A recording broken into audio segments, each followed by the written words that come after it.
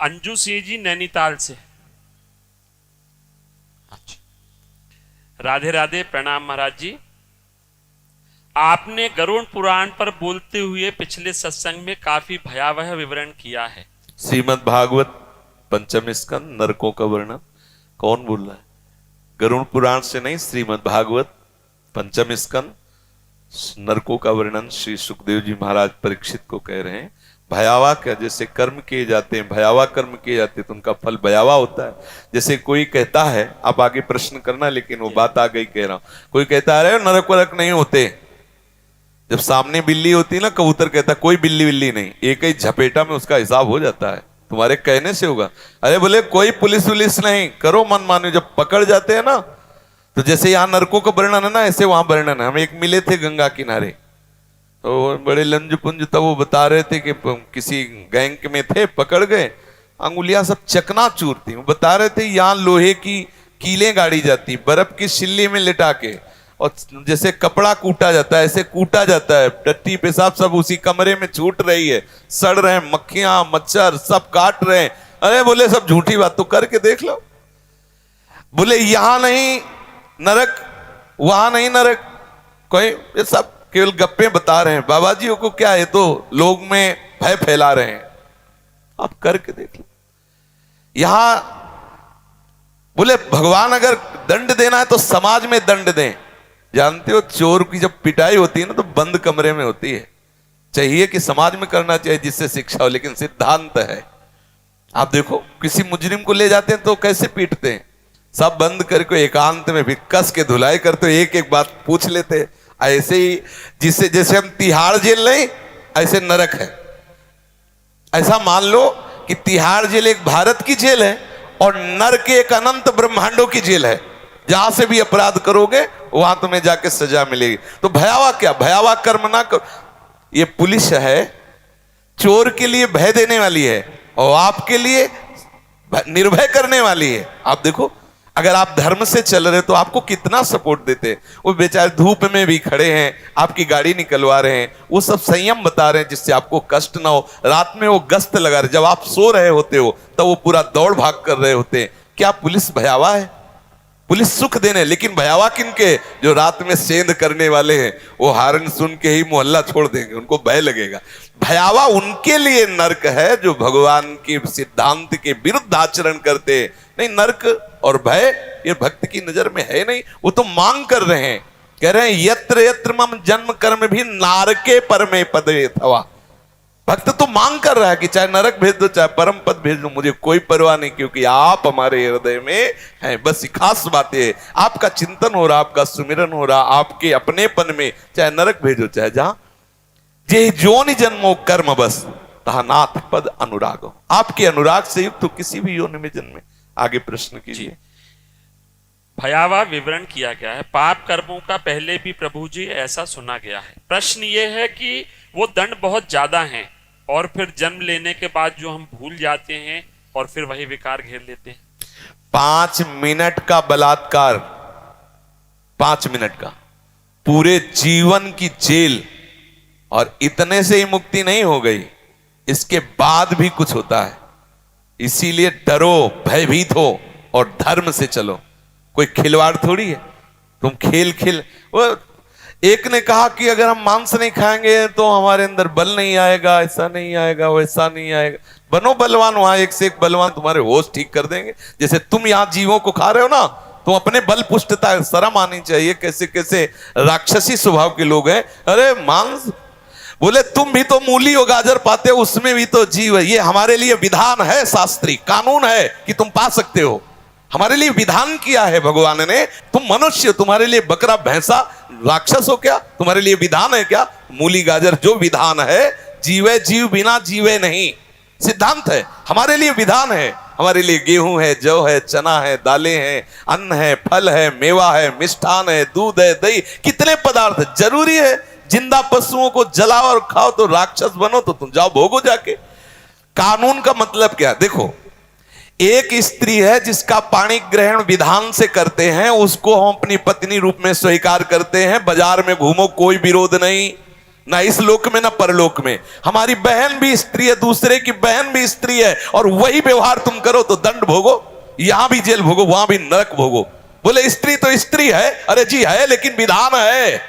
ऐसे ही जीव तो जीव है, लेकिन जी विधान है। तुम्हारे लिए क्या विधान, तुम्हारे लिए क्या विधान है? ये पशुता की बुद्धि तुम्हारी वहीं ठीक होगी। एक हाँ आप आए रहना से ना बगल में, और तुमसे पूछ रहे तिवारी, तुमसे रहना से ना, वो तो तुम जानते। और क्या नाम था उस ठाकुर का, वो जो सुरेंद्र का भाई है, राघवेंद्र सिंह। देखो ये प्रमाण भी है, नहीं तो होता कि कहानी बता रहे। उसका ऐसा नक्शा था, जिधर से निकले उधर से हाहाकार मचा दे। अगर आप तनिक भी विरोध किए तो बीच बाजार में जूतों से पिटवाएगा। ऐसा उसका मतलब बल विक्रम था। छोटा भाई तो कसाई समझो, हसिया से काट देता चाहे जो कोई हो। ऐसा नक्शा एरिया थर्राता था। हम देखा है और सुना भी है, और परिणाम भी देखा। हो गया एड्स।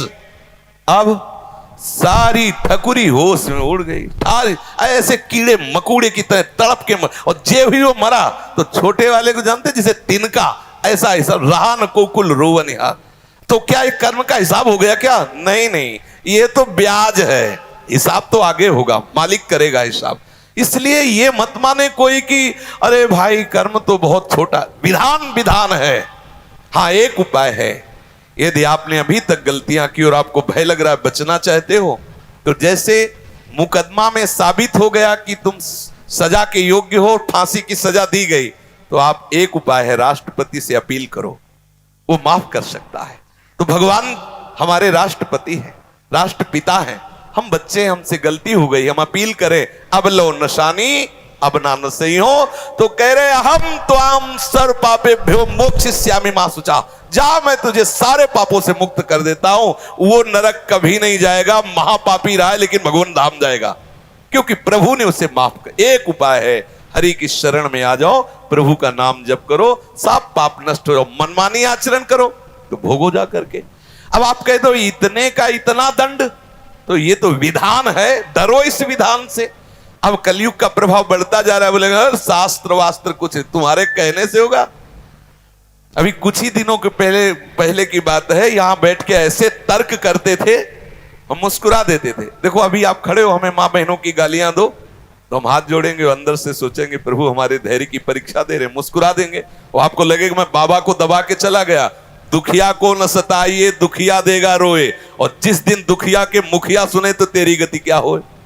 यही हम तड़प तड़प के कैंसर से युक्त होकर जब शरीर वो शरणागत भी हुए भगवत मां, तो हिरा गई, सारे नशे हिरा गए, सारी अहम मिट्टी में मिल गया। तुम कहो कौन भगवान, कैसा भगवान? जब उसका हिसाब आएगा तुम्हारे पुरखा पानी पा जाएंगे, पक्का समझ लो। तुम्हारे कहने से है, यहां तुम मुझ में ताव दो, जब फंस जाओगे ना तो वहां गिरा के एक के ऊपर चार चार की लट बरसती है, तब वो कहता है बाप की कसम खाता हूं दोबारा काम नहीं करूंगा। अभी तुम बोल लो जितना मनावे बोल लो, यहां तो बख्श जाओगे किसी तरह, क्योंकि हृदय वाले हैं। नरक में हृदयहीन है, वहां तो एक राई पाई के हिसाब में अंतर नहीं। अगर यह है कि इतना दंड देना है तो तुम्हारी पुकार नहीं सुनी जाए, यहां तो कम से कम इतना है, पानी पिला दो यार, थोड़ा तो रुक जाओ, वहां नहीं। इसलिए डरो इस बात से कि कहीं हमसे, हरिवंश महाप्रभु कहते हैं यही डर ही डर अपि हरिवंश, डरो जैसी हरिवंश नरक गति दुर्भर, यम द्वारे कटियत नक्शी के। बहुत ही दुर्गति होती है, एक एक पाई पाई का हिसाब होता है, सावधान रहो। हाँ अगर आपको ऐसा लगता है कि अब बहुत गलती हो गई तो हमारे प्रभु की शरण में हो, सीधा उपाय है, और भजन करो, प्रभु से क्षमा मांगो, वो कृपा करके 1000 थप्पड़ को एक चपत में निपटा देंगे। उनके आगे किसी की चलती नहीं, इसलिए प्रभु की शरण में हो। रत्नाकर जैसे डाकू को ब्रह्म ऋषि वाल्मीकि बना दिया, बिल्वमंगल वैश्यागामी को बिल्वमंगलाचार्य बना दिया, अजामिल जैसे वैश्यागामी पापाचारी को भागवत में उनका यश गाया गया। इसलिए हम प्रभु के नाम रूप लीला धाम पर विश्वास करें और भजन करें। नरक का भय हमारे लिए पक्का है यदि भजन नहीं किया, भगवान का चिंतन नहीं किया। कहने से कुछ नहीं होता कि ये जी क्या होता है। एक भिक्षा मांगने जाते थे तो एक ब्रजवासी थे, हर समय सिगरेट ही लगी रहती थी, यद्यपि भिक्षा मिलती थी लेकिन बड़ी अवहेलना से। ऐसे एक दिन देखा कि मथुरा में ही एक्सीडेंट हुआ, यहां सब इतने इतने बड़े पत्थर लगे, सरिया पड़ी हो ऐसे। तो जब नजदीक गए तो आंसू चल रहे थे और कह रहे थे कि बाबा क्या हो गया, बिहारी जी ने हमें ऐसा क्यों? अब महीनों का हिसाब, पूरे जीवन भर अब मुझ में ताव नहीं दे सकते, बहुत होश में। ये मत सोचो कोई देख नहीं रहा।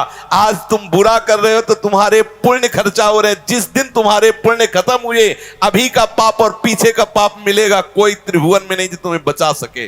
फिर सब हाय हाय मचता रहता है। अभी बुद्धि ठिकाने लगा लो और भजन। अगर ये कहो कि भय देते हो तुम संसार को, भय, अच्छा निर्भय होकर के तो ये बलात्कार हो रहा है, निर्भय होकर के तो अत्याचार और हिंसा हो रहे हैं। यदि राष्ट्र का भय, धर्म का भय, शास्त्र का भय, गुरु का भय, तो साफ सावधान पूर्वक धर्मात्मा बनकर चलें। आज निर्भयता बढ़ रही है और शास्त्र और संत और सदगुरुदेव और महापुरुषों की अवहेलना हो रही, उसी का परिणाम बढ़ता चला जा रहा है। आप देखो, जहां ये शासन के इतना करने पर हाथ काट दिए जाएंगे, ऐसा करने पर तुम्हारी आंख फोड़ दी जाएगी, जबान वह हिल जाएगा कि ऐसा कैसे हो रहा है, कहीं भूल हो गई तो ऐसा हो जाएगा। तो ऐसा नहीं। जो भय है वो धर्म पालन के लिए है, जो भय है वो हमें पवित्र बनाने के लिए है, हमें संयम से चलाने के लिए है। वो कोई ऐसे भांग खा के भय नहीं लिखा गया, वो जो है वही लिखा गया, जो अपराध है वही। अच्छा आप सोचो, एक आदमी है, तुम्हें दिखाई दे रहा है तुम्हारी बहन को छेड़ रहा है, उसने तो ऐसे छुआ होगा, तुम भी ऐसे छू लो जाके। छेड़ने का मतलब उसने ऐसे छुआ और मुस्कुरा दिया, तो तुम भी छू के मुस्कुरा दो। लेकिन तुम क्या करोगे? 4 लोग मिलकर 50 जूते मारोगे गिरा गिरा के। तो इतना बड़ा दंड ठीक था क्या? हम आपके प्रश्न का उत्तर कर रहे हैं। इतना, अरे उसने ऐसे छू के मुस्कुरा दिया था, तुम भी दोनों तरफ छू लेते, मुस्कुरा देते। लेकिन ऐसा नहीं करते, गिरा के 50 जूता मारते और वो चलने लायक नहीं रहता। क्या हुआ? बोले इतने से मुक्त कर देते, बोले नहीं भी पुलिस को देते, फिर वहां हिसाब होता है अलग। तो आप सोच लो, इतनी चेष्टा का ये है, तो हमारी तुम्हारी जो चेष्टाएं गुप्त रूप से हो रहे हैं उनका परिणाम कितना लंबा आएगा। इसमें कोई भी गुंजाइश नहीं है मनमानी। जो चाहे बोलो, चाहे भगवान को गाली दो, चाहे हमें गाली दो, चाहे शास्त्र को गाली दो, जब परिणाम आएगा तो तुम्हारे पुरखा तृप्त हो जाएगी, ये पक्की बात है।